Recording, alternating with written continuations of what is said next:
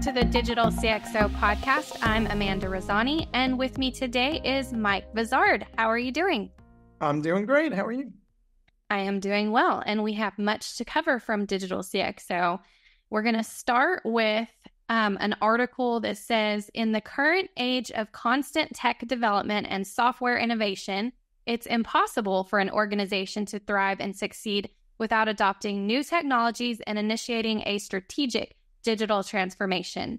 With the recent boom of Gen AI, automation and data management software, enterprises are expected to stay ahead of the curve by integrating these digital solutions into their business strategy. This, however, is much easier said than done. So what are your thoughts? Well, one of the things that leapt out at me in this story is they're citing some projections from Polaris, the research company, and it seems like they're saying that digital transformation is going to be $3.7 trillion in market valuation, and that's as much as in all of IT when you think about it. So it's pretty clear that the spending that's driving digital transformation is much bigger than, your basic IT budget for the CIO, and involves all these other business units who are allocating funding for it. But the story also makes it clear this is not an event. It's a continuous thing. You could argue that you'll never be done digitally transforming, and that as each new technology wave comes along, Gen AI being the latest, it requires you to rethink all those digital processes. So what I kind of like about this post is it kind of tells people that digital transformation is a state of mind. It is something that you got to constantly be thinking about and planning for. The latest and greatest thing that came out today is going to be mainstream available in how many months and how long before somebody we compete with starts using it. So you always have to stay ahead of the game. Yeah, definitely. And technology is always changing and advancing, and new technology is regularly coming on the market. So just staying in front of all that. Right. And if you don't stay in front of it, your customers will notice, and they'll start to think of you as being somewhat archaic. And well, once you get that stench attached to your brand, it's very hard to get rid of it. Absolutely. But as we've talked about on the show before, we also don't want business leaders just trying to jump on the technology and integrate it for no real purpose, but to say they've integrated the latest technology. AI washing is the latest example of that, right? Exactly. Well, moving on, this is a really cool interview that I had with Jason Catchpole about digital humans. And he basically explained that with advancements in Gen AI, particularly LLMs, we have these amazing revolutionized capabilities with digital humans, and we can allow them to handle a wide range of interactions with minimal training. And as they're being used, they become even better, and they learn while being used, and they're helping with all sorts of things in the workplace. So what are your thoughts on this? Yeah, we need to get used to the idea that these AI things that we're playing with are essentially gonna, as far as all intents and purposes are concerned, are digital humans that we're going to assign tasks to, right? They may not have as much diversity range as we do in terms of the number of tasks that they can do. They're going to be highly trained around a specific thing. But what's happening is it's not just the LLMs, it's the reasoning engines that go into those LLMs and their ability to understand the semantic relationship between different terms and ideas that will enable them to just automate a lot more processes. They're going to be smarter, is how it's going to come together. Today, LLMs are they're limited in scope, shall we say, and they're inclined to hallucinate. And these digital humans in the future will be trained on a narrow set of data, maybe even using smaller LLMs, and they'll be better optimized for any number of tasks. And then the challenge then becomes, how do we orchestrate all these digital humans alongside our regular humans into something that feels like a workflow? Yes, and I can imagine eventually we'll be all used to having this little digital human assistant that we just go to for all sorts of help. And we don't have very many jobs out there for virtual assistants anymore. They'll all be, AI. Or we'll have one senior digital assistant who will talk to all the junior digital assistants to make things happen. Yep. All right, moving on. So this is an interesting article that talks about AI and how it relates to mental health. So I'm going to read from this one. AI-driven, culturally responsive mental health care could soon be coming to underserved communities. A partnership between CuraJoy and User Testing is designed to bring more inclusive and accessible health solutions. Harnessing AI and virtual reality, CuraJoy intends to address a global shortage of behavioral health providers while improving social and mental health resources inclusivity. And what are your thoughts? I'm not sure this was going to replace the need for a therapist anytime soon, but there are lots of people out there that don't have access to anything. And so if they can have some sort of engagement with maybe an AI therapist of some type, that helps. It's a step in the right direction. I don't think it's going to be the end all be all for those situations. But what's interesting about this too is, oddly enough, some people are more comfortable telling their secrets to a machine than they are to another fellow human. And there's this thing called judgment bias that people get worried about, where they're, concerned that somehow or other the therapist or a nurse or doctor, whoever it may be, is somehow judging them, so they don't share as much of what's going on. And the less you share, the harder it is to come up with a diagnosis. So then it becomes this problem that maybe gets worse over time. So, for communities that have no access whatsoever, or if the access is just beyond their means, I think this is a step in the right direction. I do too, but a few things concern me on this. You're correct what you said, but I would be hesitant to just leave AI to help people with their mental health, because I'm worried it might give bad advice or poor advice or lead them to make a decision that might not have been the best, because, just leaving AI to handle all that, it seems a little scary to me. But on the other side of that, I know some people that they don't really want to go online to share their problems because they're worried that once it's online, it's there for everyone to see. It could be recorded. It could get out all around the world once it's gone digital. So I think that's another issue that they might have to tackle. As opposed to hacking into your doctor's office and stealing all your medical records? That's probably already happened. Well, this is true. I guess there's always that threat from any angle, really. So it's a tough call. I get the concern. And it's legitimate, and, at some point, you just have to take a leap of faith and sign that user agreement and hope that the entity on the other end is handling your data responsibly. If not, then, don't do it. Yeah, definitely. But it's a really great use case, and I'm excited to see where this goes.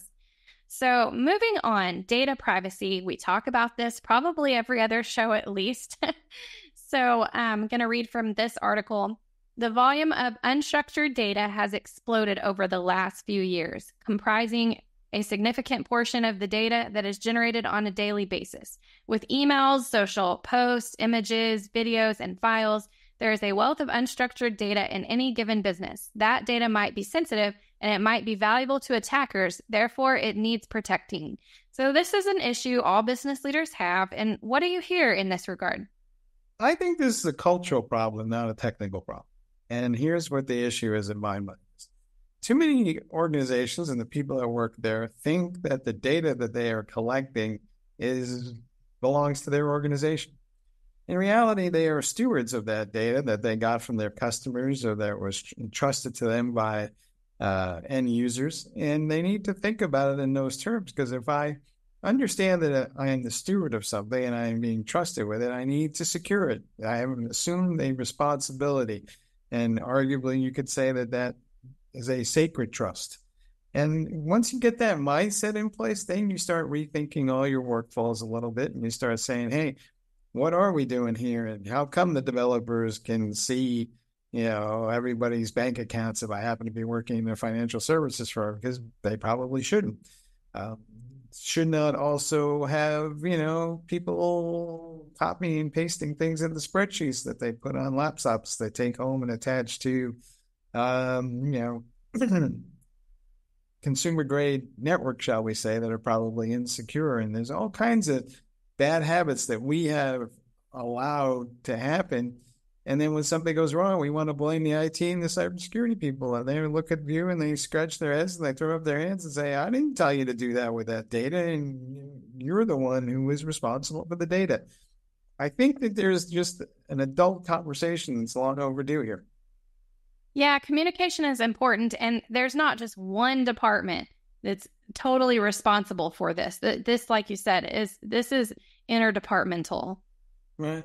However, I would wager that the people doing data analytics are probably the worst offenders, followed closely by developers that like to copy and paste production data into test applications and then never gets rid of that data. True. They're not always as focused on, the risk issues as they should be. All right. We have met the cybersecurity enemy, and it is us. All right. So here's a really interesting article, and it's about how sports can be digitally transformed. So I'll read a little bit from this one. Summer Olympics aside, sports attendance and viewership is eroding as it struggles to keep pace with innovation in the digital entertainment world. This begs the question, can it win back fans, especially younger ones, through fast adoption of personalized technology? In a recent survey, 79% believe personalized experiences are a top opportunity for the premium fan experience. What are your thoughts? Gambling. Ever since they started bringing in FanDuel and all these other things, and I was watching football this past weekend, and even the commentators are now talking about the odds and what things can be bet on, and the NFL and all these leagues are embedded in it. Gambling, all those people require more data, right? They want to consume all this data while they're placing bets. And a lot of these bets are being placed in near real time. And regardless of what you think of that, I'm not a fan, but it's pretty clear that more data has to be integrated into the broadcast to get these people to watch that. And they're addicted and they have money riding on the game. And that's probably where the sports viewership is going to come. The problem is, the people who are surfacing up the data for these sporting contests or whatever they are seem to be surfacing up a lot of pointless data, and they're not really understanding what it is that needs to be surfaced at the time it is surfaced, because there's a disconnect between what's ever happening on the screen and some of the data that gets presented. And I think that is going to be more art than science, and I think somebody has to be able to kind of understand the flow of the game and know what data they have and kind of make, some sort of compelling value-added insight. And I think that would be great. Beyond that, I don't know. Who knows? Maybe we'll have virtual reality glasses and we'll be watching football and that'll make it more interesting. And I'm sure they're working on all kinds of interesting things to go with that. But whatever it is, it's not limited to what's happening on the screen with the camera and the people talking about it. It's got to be something deeper, broader. I'm sure there'll be AI involved and maybe making predictions for who's going to do what level of playing field. But at the end of the day, it seems to me gambling's driving all of this. Oh yeah, it's quite a big industry, and everything you said about that's true. I would think another good idea for digitally enhancing would be some sort of non-gambling gamification, some sort of trivia or guessing games or, worldwide connected game going on where you're trying to guess things. I don't know. That's just another idea. That's for people who, A, don't like gambling, or B, that don't want to be trained so they can gamble better. All right. So the last article, and this is super cool also, and this is a robot that is cleaning windows on sky rises. So I'll read the first part of this one. Osmo, the world's first commercial window cleaning robot, programmed in AI and LiDAR, began cranking two mechanical arms back and forth, soapy squeegees in hand, at 3 times the speed of a human on a high rise on Avenue of the Americas. 4 sensors assisted the bot in judging the fragility of a window pane to apply the necessary pressure. A computer operator stationed on the roof supervises the bot, which hangs in a basket normally occupied by people. I have so many amazing thoughts about how this technology can be used for other industries. But what are your thoughts on this? It's not clear to me, like, is this really cheaper than just hiring two guys and putting them on a scaffold? But okay, if it is, I'm all for it. Every 6 months or so, there's a story that shows up on television because it has great dramatic flair where they're rescuing some poor guys that got stuck on a scaffold somewhere, and hopefully they're not hanging out for dear life. But it puts not only the window washers' lives at risk, but the fire department people that go up there, their lives are at risk. And there's just a lot of bad things that could happen. And it's not much different in my mind than we're going to use robots to go and fight fires and things where we can just not put humans in harm's way. I'm all for that. I just think, make sure that we're not doing stuff for the sake of doing it, and that we have an actual ROI that is akin to including saving lives, and not just the fact that, I wanted to replace a couple of guys making, $20 an hour. Yes, I'm not sure that monetarily it's going to be the cheaper alternative, but what I think it is it's a safety alternative.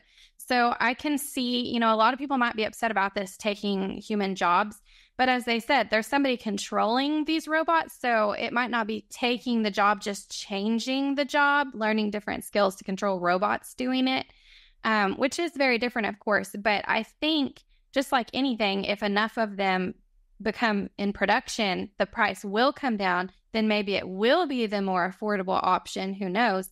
But I think it's more of a safety issue. And as you said, using this similar technology for things like, underground cave rescues or deep water rescues, just any type of rescues that could be very dangerous for humans, eliminating that danger by using robots.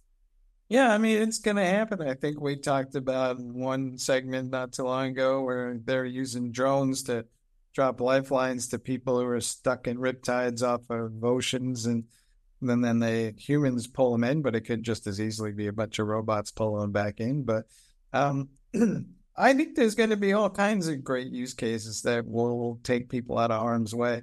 To your point, it's all but inevitable. It's just a question of what's the cost. Exactly. And do all humans want to be taken out of harm's way? Again, maybe they really enjoy what they're doing. So we'll just have to see how this goes. Well, I'm pretty sure the insurance company wants to take them out of harm's way. I'm almost certain of that. Oh, yes. Yes, indeed. Well, that brings us to the end of our final thoughts. Well, if you look at this, and as the show keeps going on and we keep talking about things, I'm just, pleasantly amazed by all the things that people are doing with stuff. I feel like, when we first started talking about digital transformation and digital CxO, it was always, kind of these, someday we'll do this kind of thing. And every day now I look at digital CxO and I'm like, wow, look at that. We're doing that now. It's all the art of the now is happening on digital CxO. So check it out. Yes, I feel like we're definitely in a technological revolution again, and things are happening very quickly. All right. All right. Well, I want to thank our audience for being here today. If you didn't catch last week's, it's there. Go catch up and check out some of these articles that we discussed today and let us know which ones you're most interested in. Have a great day.